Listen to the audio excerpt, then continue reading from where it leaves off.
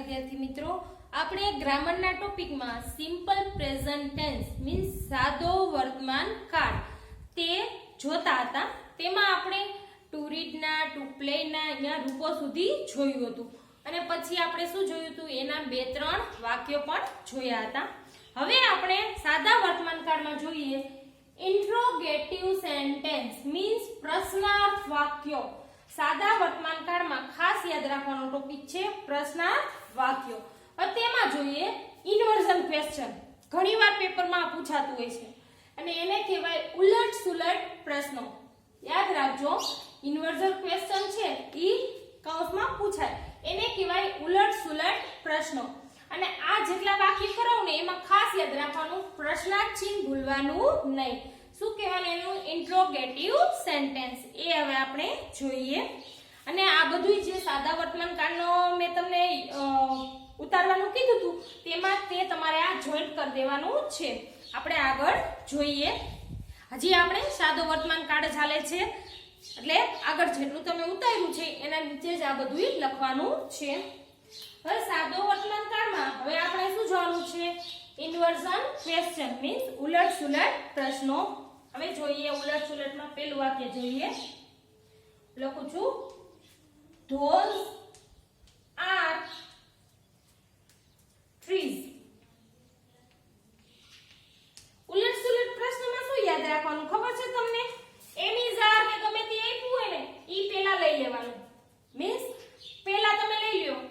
R પહેલા લેતી વખતે તમારે પહેલો અક્ષર કેપિટલ કરવાનો છે. પછી શું લખવાનું? Are those trees. Am is are હોય ને વાક્યમાં ઈ પહેલા લઈ લેવાનું ને પાછળ શું કરવાનું? પ્રશ્નાર્થ ચિહ્ન. કેમ કે ઉલટ સુલટ પ્રશ્ન છે, પ્રશ્નાર્થ વાક્યો છે ઇન્ટ્રોગેટિવ, એટલે પ્રશ્નાર્થ ચિહ્ન તમારે ભૂલવાનું નહીં. ઇન્વર્ઝન ક્વેશ્ચન છે, ખાસ યાદ રાખવાનું. એવી રીતે બીજું જોઈએ. આમ હોય સી ઇઝ clever. તમને યાદ હોય તો ઉલટ સુલટ પ્રશ્નમાં મીન્સ ઇન્વર્ઝન ક્વેશ્ચનમાં એમ ઇઝ આર પહેલા લઈ લેવાનું. તો જોઈએ ઇઝ આઈ કેપિટલ કરવાનો. Is she clever. પાછળ પ્રશ્નાર્થ ચિહ્ન ભૂલવું નહીં. એના પછી જોઈએ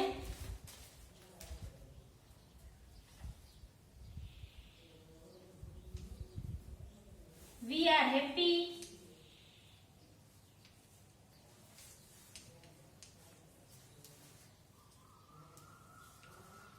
તો તમે શું લખશો? are we happy. પાછળ પ્રશ્નાર્થ ચિહ્ન. સમજાઈ ગયું? હવે ઇન્વર્ઝન ક્વેશ્ચનમાં ડુ અને ડઝ નો પણ ઉપયોગ થઈ શકે. તો તમારે યાદ રાખવાનું he she it સાથે શું આવે? ડઝ. શું આવે? ડઝ. અને આઈ વી યુ અને ધે ની સાથે શું આવે? ડુ. એમાં ઇન્વર્ઝન ક્વેશ્ચનમાં ડુ અને ડઝ નો ટોપિક આપણે આગળ જોઈએ, પણ પહેલા ઇન્વર્ઝન ક્વેશ્ચનમાં એક ડઝ વાળું વાક્ય લઈ લે એટલે તમને ખબર પડે. ડુ અને ડઝ નો ઉપયોગ પણ થાય inversion ક્વેશ્ચનમાં.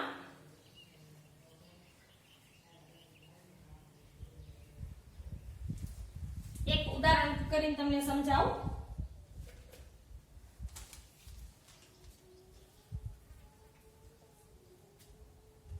Mahesh goes to office. તો તમને એમ થાય દીદી આમાં એમ ઇઝ આર તો નથી, પણ આમાં શું વપરાય? Do does. શું વપરાય? Do does. મહેશ છે એટલે શું આવે? ડઝ. શું આવે?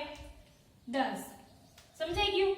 એમ ઇઝ આર હોય તો પહેલા શું લઈ લેવાનું ઉલટ સુલટ પ્રશ્નમાં?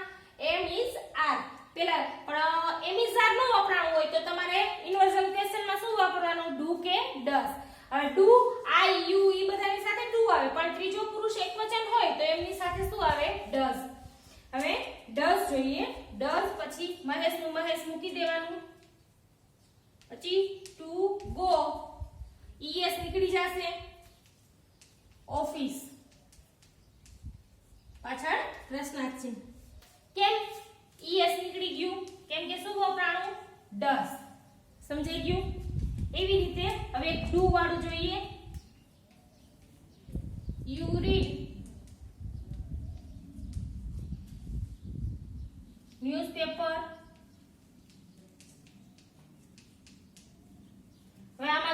યુ છે એટલે શું વપરાય આગળ પ્રશ્નાર્થ વાક્યમાં ડુ શું આવે ડુ ડુ યુ રીડ નું રીડ રહેશે કેમ ઈએસ વાળું રૂપ નથી એટલી માટે અને આઈ માં યુ માં ઈએસ વાળું રૂપ આવે નહીં ડુ યુ રીડ ન્યૂઝપેપર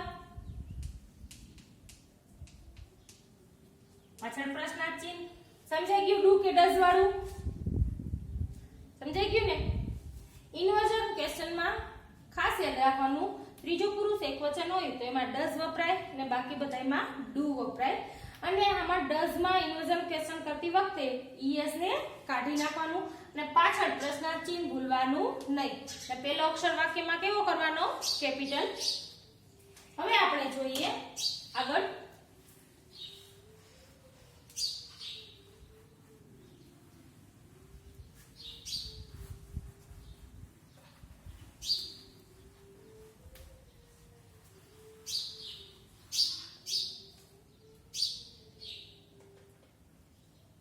હવે જોઈએ ટુ ડુ ના ટુ ડુ ના સાદા વર્તમાન કાળના રૂપો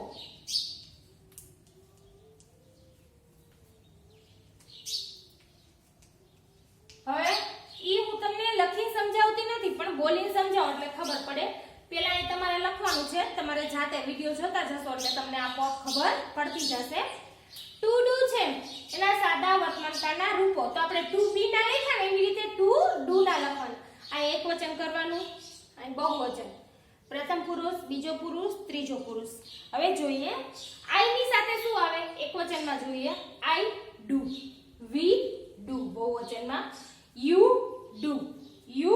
ડુ પછી ત્રીજો પુરુષ એકવચનમાં આવે હી સી અને ઈટ તો શું આવે he does she does it does અને ધે ડુ ખાસ યાદ રાખવાનું ત્રીજો પુરુષ એકવચન છે એમાં શું આવે ડઝ શું આવે ડઝ તો તમારી ટુ ડુ ના સાદા વર્તમાનકાળના રૂપો અહીં ઉતારી લેવાના છે એના પછી જોઈએ પોઈન્ટ છે એટલે તમારે લાઈનમાં પોઈન્ટ ટુ પોઈન્ટ લખતું જવાનું છે ડુ કે ડઝ નો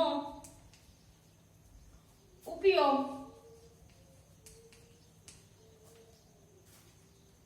પ્રશ્નાર્થ કે નકાર વાક્યમાં થાય છે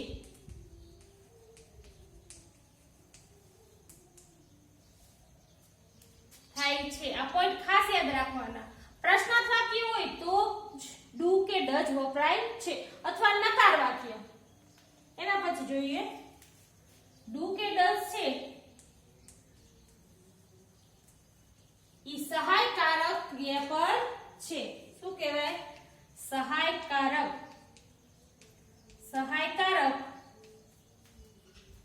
ક્રિયાપદ કેવું કહેવાય ડુ કે ડઝ સહાયકારક ક્રિયાપદ છે સમજાઈ ગયું તમને આ ડુ કે ડઝ નો ઉપયોગ કરો ડુ છે ઈ પ્રશ્નાર્થ વાક્યમાં જ વપરાય અથવા નકાર વાક્યમાં વપરાય છે ડુ કે ડઝ ઈ સહાયકારક ક્રિયાપદ છે હવે જોઈએ સાદા વર્તમાન કાળમાં who વડે પ્રશ્ન what વડે પ્રશ્ન when વડે પ્રશ્ન અને where વડે પ્રશ્ન એક એક ઉદાહરણ કરીને તમને સમજાવું એટલે સાદા વર્તમાન કાળ તમને આગળ જોઈએ આપણે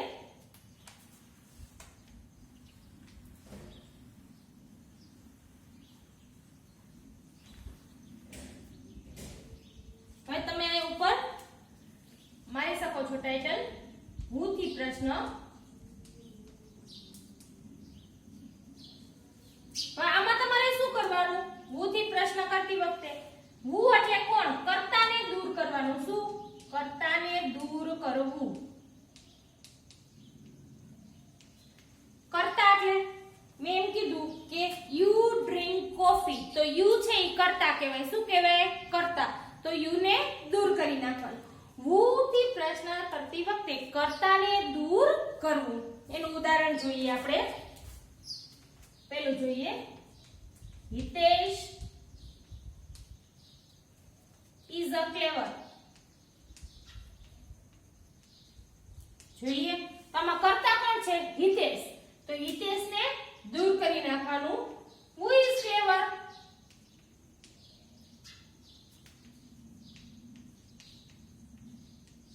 પાછળ પ્રશ્નાર્થ ચિહ્ન કર્તાને દૂર કરવું સાવ સહેલું છે કાંઈ અઘરું નથી બીજું જોઈએ ઉદાહરણ I buy new bag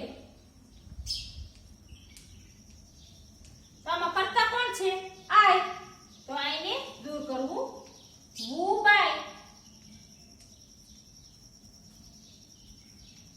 new bag પાછળ પ્રશ્નાર્થ છે સમજાઈ ગયું who થી પ્રશ્ન who થી પ્રશ્ન પછી શું આવશે what થી પ્રશ્ન શેના વડે what WHAT what થી પ્રશ્ન what એટલે શું થાય શું what થી પ્રશ્ન હવે આમાં શું આવે what થી પ્રશ્નમાં કર્મને દૂર કરવું કેને દૂર કરવું કર્મને દૂર કરવું ખાસ યાદ રાખવાનું who માં છે ને દૂર કરવું કર્તાને કે હિતેશ છે I છે we છે બધા કર્તા કહેવાય હવે આમાં શું દૂર કરવાનું કર્મને તો કર્મને એટલે કે do કે does વાપરવું આમાં ખાસ યાદ રાખો કેમ કે કર્મ છે ને તો do કે does વાપરવું અહીં પોઈન્ટ લખી શકો do કે does નો ઉપયોગ કરવો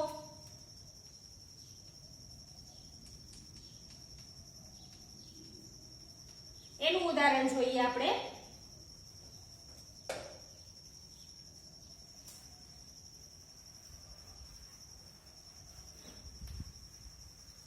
ખાસ યાદ રાખવાનું કે what માં do કે does નો ઉપયોગ કરવો હવે એના ઉદાહરણ જોઈએ આપણે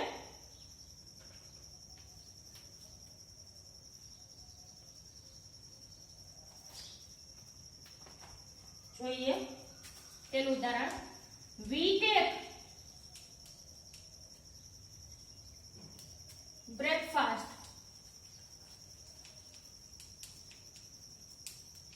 તો દીદીએ શું કીધું what માં કર્મને દૂર કરવું તો અને શું કીધું કર્મ શું થાય breakfast અને do કે does વાપરવું તો પેલા what તમને યાદ હોય what હવે we છે તો શું આવે do કે does do we હોય તો શું આવે do પછી we નું we what do we take t a k e breakfast છે એ કર્મ છે એટલે દૂર થઈ જાય એવું જોઈએ બીજું ઉદાહરણ રાકેશ tells story હવે કર્મ વાળું છે એટલે શું દૂર થઈ જાય what છે એટલે કર્મને દૂર કરવું તો કર્મ શું છે સ્ટોરી તો આપણે જોઈએ રાકેશ છે પહેલા તો what મૂકી દઈએ પછી રાકેશ છે એટલે શું વપરાય does શું વપરાય does પછી શું આવશે રાકેશ શું આવે કર્મ દૂર થઈ જાય એટલે શું વધે ટેલ ટેલ્સ છે પણ es લાગ્યું એટલે s નીકળી જાય તો શું થઈ જાય ટેલ what does રાકેશ ટેલ સમજાઈ ગયું હવે where વડે પ્રશ્ન where થી પ્રશ્ન where માં શું દૂર કરવાનું સ્થળને દૂર કરવાનું છે ને સ્થળને દૂર કરવું do કે does વાપરવું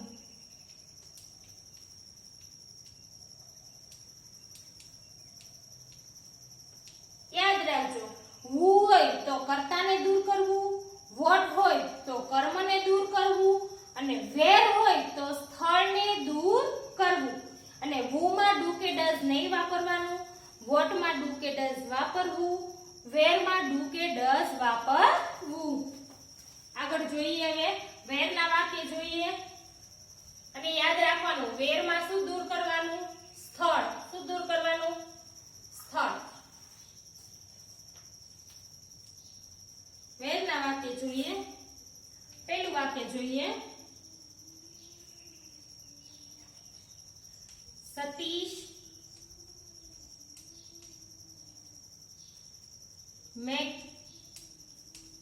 makes means બનાવવું હલવા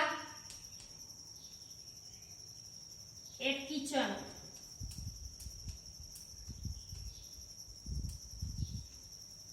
હવે જોવાનું વેર વડે પ્રશ્ન છે તો કોને દૂર કરવાનો? સ્થળને. તો સ્થળ શું છે? At kitchen. તો હવે જોઈએ પહેલા તો શું કરી નાખવાનું? વેર. ડુ આવશે, ડઝ આવશે. સતીશ છે એટલે શું આવે? ડઝ. પછી સતીશ, પછી યાદ રાખવાનું મેક્સ છે એટલે શું થઈ જાય? એસ કે એસ નીકળી જાય. તો મેક નું મેક અને હલવા પાછળ પ્રશ્નાર્થ છે. એક ઉદાહરણ આવડે ને એટલે બધા જ ઉદાહરણ આવડવા માંડે. બીજું જોઈએ. Rakesh learns at school. તમે જોઈ શકો છો આમાં સ્થળ શું છે? At school. તો પહેલા શું મૂકવાનું? વેર. પછી રાકેશ છે એટલે શું આવે? ડઝ. પછી વળી અહીંયા રાકેશ. પછી લર્ન્સ છે એટલે એસ નીકળી જાય તો શું આવે અહીંયા? લર્ન. પાછળ પ્રશ્નાર્થ ચિહ્ન. સમજાઈ ગયું તમને? વોટ વેડ વડે પ્રશ્ન. હવે છે વેન વડે પ્રશ્ન. શેના વડે? વેન. વેન એટલે શું થાય? ક્યારે. શું થાય? ક્યારે. તો આમાં શેમાં દૂર કરવાનું? સમયને. શેમાં દૂર કરવાનું? સમયને દૂર કરવું. અને આમાં પણ ડુ કે ડઝ વાપરવું. સમજાઈ ગયું? વુ એકમાં ડુ કે ડઝ નહીં વાપરવાનું. વોટ, વેન અને વેર બધામાં ડુ કે ડઝ નો ઉપયોગ કરવો. હવે વોટમાં કર્મને દૂર કરવું, પછી વેરમાં સ્થળને દૂર કરવું અને વેનમાં સમયને દૂર કરવું. હવે આના ઉદાહરણ જોઈએ આપણે.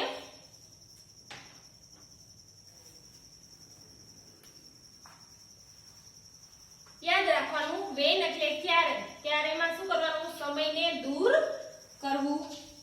હવે એના ઉદાહરણ જોઈએ.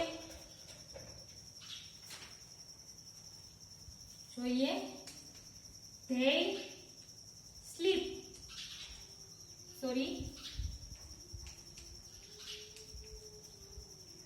at 9 PM. હવે આમાં શું દૂર કરવાનું? સમય. શેમાં? વેનમાં સમય. તો પહેલા શું મૂકવાનું? વેન. પછી શું મૂકવાનું? ડુ કે ડઝ. તો ધેય છે તો શું આવે? ડુ. પછી ધેય અને સ્લીપ નું સ્લીપ. પાછળ પ્રશ્નાર્થ ચિહ્ન. બીજું જોઈએ. he take medicine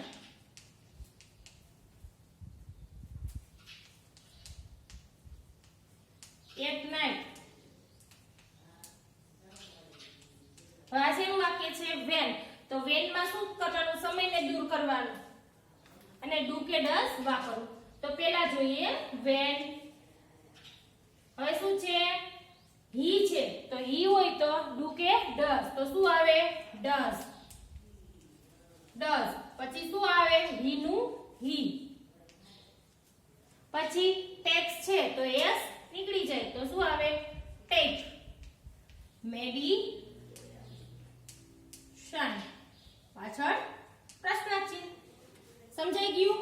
હજી એકવાર કહી દો એટલે તમને યાદ રહી જાય કે હુ હોય તો કર્તાને દૂર કરવું, એમાં ડુ કે ડઝ વાપરવું નહીં. પછી વોટ છે તો કર્મને દૂર કરવું, એમાં ડુ કે ડઝ વાપરવું. વેર છે તો સ્થળને દૂર કરવું, ડુ કે ડઝ વાપરવું. વોટ છે વેન છે તો એમાં સમયને દૂર કરવો અને ડુ કે ડઝ વાપરવું. આ હતો તમારો સાદો વર્તમાન કાળ. સમજાઈ ગયો? અને બધાયનો આખો સરસ મજાનો તમારે એક બુક બનાવી ગ્રામરની બનાવી છે, તેમાં તમારે આખો સાદો વર્તમાન કાળ ઉતારી લેવાનો છે. હવે ગમે ત્યારે હું તમને ગમે તે ખાલી જગ્યા આપું તો તમને આવડવી જોઈએ. હવે આમાં ખાલી જગ્યા ઘણી બધી છે અને ઘણા બધા વાક્યો પણ છે. અને પેપરમાં ગમે ત્યારે સાદા વર્તમાન કાળની ખાલી જગ્યા અને સાદા વર્તમાન કાળના ઉલટ સુલટ વાળા પ્રશ્નો, ઇન્વર્ઝન ક્વેશ્ચન, હુ વડે પ્રશ્ન, વોટ વડે પ્રશ્ન, વેન વડે પ્રશ્ન, ગમે તે પ્રશ્ન પૂછાય તો તમને આવડવા જોઈએ. અને તમારે હોમવર્ક્સમાં આ બધો જ સાદો વર્તમાન કાળ વિડીયો જોઈને સારા અક્ષરે બુકમાં ઉતારવાનો છે. નમસ્કાર.